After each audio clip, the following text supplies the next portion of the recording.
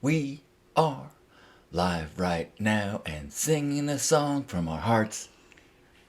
And when we go to bed at night, I feel bad for you 'cause of my farts. And it's a time for a love morning, and we're making up a song.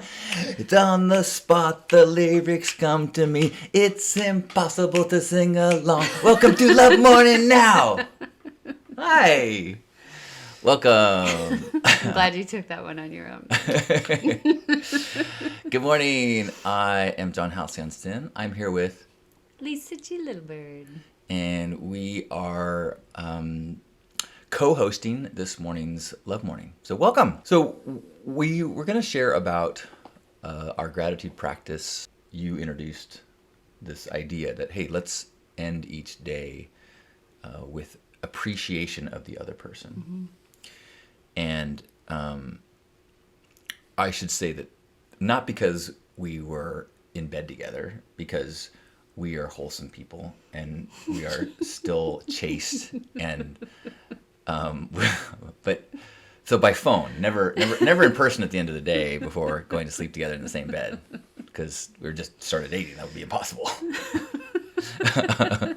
Hi, Mom. So yeah, it feels to me like gratitude is. I'm going to back up just a second because my sadhana that I mentioned, the overarching theme of my sadhana is enjoy your life, because I tend to be a person who orients to growth and challenge and like taking on the next thing to evolve and learn. And I think that's super important. But when it gets out of balance, I can realize like, what am I doing all that growth for if not to enjoy my life right now? And I feel like that's an aspect of our relationship that is super wholesome for me and beautiful, that I'm learning so much from you about joy. Who would much rather enjoy what's happening versus do work to make things better. We're good medicine for each other. Exactly. And so all that to say is, to me, gratitude practice is central to that theme of enjoy your life, because it's take stock now, not in the future, of what is awesome and speak to it and amplify it, and that it creates a culture of appreciation over time to do that as a practice. It actually shapes how we think through the day, and how when little things happen that open my heart, I start tracking them as like, oh, I can't wait to share that as my appreciation at the end of the day, if I don't say it in the moment. So it just keeps me tuned to that frequency of appreciation more and more. Can I go off track and talk about how we were talking about laughter last night? Totally. Yeah, because we were talking, like, you said laughter pops you out of your thoughts. Yeah, last night we were talking about this, and I found words I'd never found before, which is, to me, there's a part of me that aches to be kind of pulled out of myself, like the grooves of my thoughts and my orientation. And so much of my laughter is actually the sound of John, like, popping me out of my expectations, because he says the thing that's completely unexpected most of the time. And I love it. I love it. That's my favorite thing. And there's this parallel between laughter and Zen koans, like humor and jokes. Like you can't explain your way to having the awakening of a Zen koan. It just like has to hit you. In the same way, laughter has to both of them pop you out of the grooves of your thoughts. And so I think there is a spiritual aspect to humor as it pops you out of the well-worn grooves of your thinking patterns. We integrated last night a new part of the gratitude practice. Oh, yeah. What did we do? Well, after we finished sharing our gratitudes, which were pretty extensive. Do you remember any of them? Put me on the spot. I in the moment I couldn't think of it, so I was just curious. Okay, keep going. So we finished these gratitudes, which were great, mine especially. Because it's all a competition. Yes, I am the best at gratitude. And humility, I'm the fucking best. Okay. Sorry. Was that should have been cooking more? Yeah. I love you. I said, what is something you're grateful for about yourself? And I just loved what he said. And it created this whole other level of depth for me around the gratitude, because I got to see the aspects that he's appreciating most about himself. And I felt this upwelling of even more love for him, and of appreciation for the ways that you're growing and developing yourself and seeing yourself through your eyes. I loved adding that component. And I take a stand that the root of all suffering is self-judgment. It's actually, even if we're judging others, that the root of that is self-judgment. That the amount of obstacles we have to loving ourselves will always extend to every relationship we have. We can't take more love in from somebody than we can love in ourselves. And so to grow the muscle of self-appreciation, to me, is actually what makes loving relationship possible. And yeah, so I like the idea of planting the seed, whether it's every night or occasionally, to share those self-appreciations too. It was interesting to me how, as practicing gratitude and sharing gratitude for you, was less vulnerable than sharing for myself. Totally. And even in the depth of trust that we have, Mm-hmm. even in that place, there was a scariness about, Is this okay? here's something that's good about me that I'm going to say to the world, and it's hard. Yeah. Yeah. And I'm so grateful for the self-love work that you have done. I think it's really made our love possible. I love how we both have a lot of gratitude for the journeys before we met. Mm-hmm. You know, Essential, required. Both of us agree we couldn't have found each other a minute before we did yeah. and had the same experience.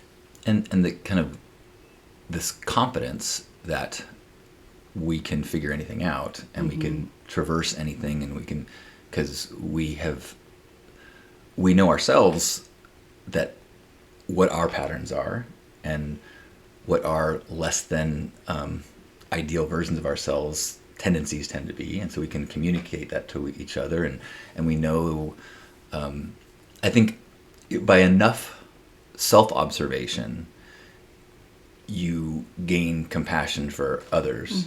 You know, because and my old struggle, you know, in seeing anyone not at their best, is I have some responsibility to that. Totally. Well, how can I help? Yeah. What can I make them better? Is it something I did? You know, and with enough self-observation, you know that, wait, my shit is my shit. So their shit is their shit. Now, does that mean that I can make it worse? Oh, I could totally make it worse. And I can totally be Or supportive. Better. Right. I could be helpful, but it's not my problem to fix. And so Hallelujah. hallelujah. Say it again. It is not my problem to fix. And in fact, what I think we've been trying to practice and recognize is it's not even a problem. Yeah. It's part of it. Yeah. You know, the journey of growth requires you to get itchy and do this, be in the places that you don't like to be. And so when your partner is in that place, shifting to like, I love this part too.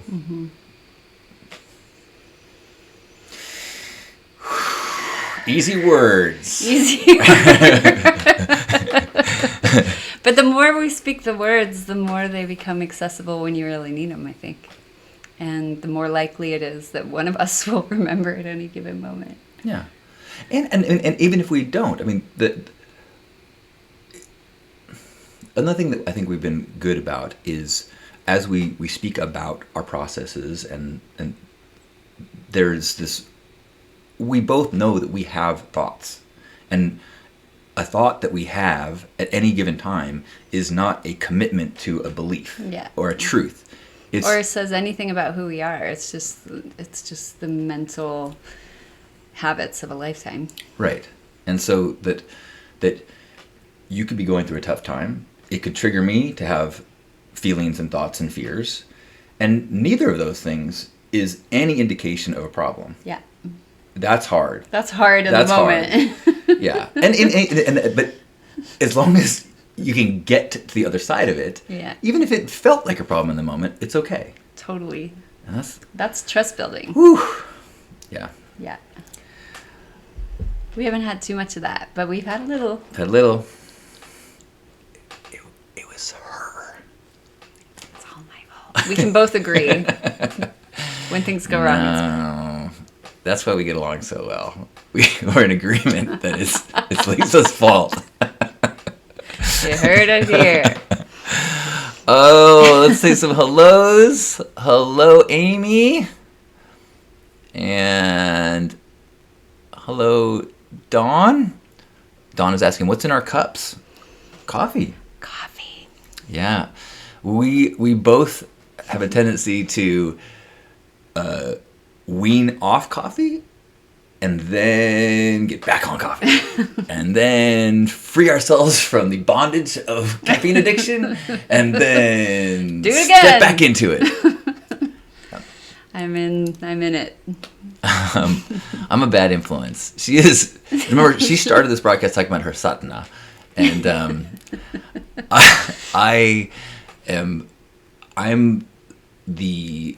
like the trainer that says 5 more pounds, 6 more work. Like, are you gonna try to be disciplined? Well, I'm gonna make it extra hard for you. Oh, good morning, Kai. For the record, I want to just point out that while you joke about that, I actually feel like I have more capacity to work on myself because you love me so non-judgmentally.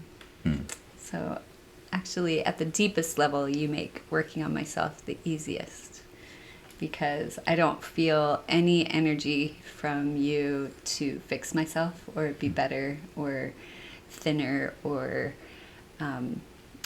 like that you love me as I am, and from that place, it's fun to strengthen myself or do things that are growth-oriented because I'm not striving to be more loved or to earn your love.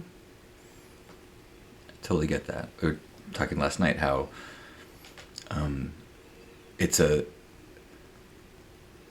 I can eat a pint of ice cream and genuinely feel that you are not judging me for it. That's true.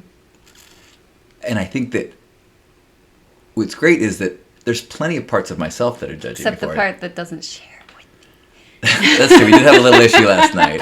I thought all she wanted was a quarter of the pint, and apparently she wanted to split it. And there was a part of my brain that had a well thought out reasoning why I was doing her a favor by eating so much of the ice cream. I was trying to help you on your sadhana. I really am so grateful. Yes. Yes, their accountability buddies are important when you can outsource that to a coach that it's okay if you're going to scream at them, or a therapist.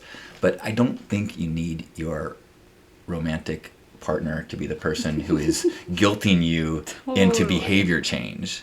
Totally. And it's hard because, when you spend a lot of time with someone and then you, like, at some point... I'll say, oh, I feel sick to my stomach, and you'll be like, why the fuck did you eat so much ice cream? But you don't say that. You just trust that, all right, he's doing his thing, he's on his journey. Maybe someday he'll decide that there's a correlation between the way his stomach feels and how much ice cream he's eating, but that's not my thing. I think it's tricky with couples because there's things sometimes that we do that have behaviors that we do that have impact on the other, and those are worth speaking up about. Like if every time I drink coffee I become hostile to you, like I would want to know, like that. Right now, you want me to tell you? Still in front of everybody? No, I understand what you're saying. Sorry. Yes. And that but I think starting from a basic premise that we're not here to fix each other, we're here to love each other and to grow together and to realize that change is hard and that nobody is exempt from the challenges. Yeah. I think the antidote to judgment, if either of us starts judging each other, is like, do I do that too? Or my version of it? And I've never had an answer that is no. Well, it's like you said earlier. I mean, even exterior judgment is rooted in self-judgment. Totally. Yeah. On behalf of Grandpa Caleb and all of you beautiful love ambassadors, thanks for being here for our love morning. Special thank you to Lisa for being brave enough to come on camera with me. Aw, feels easy. Feels fun. I love you. I love you. And I love you in a different way, but there's overlap. Grateful. Bye.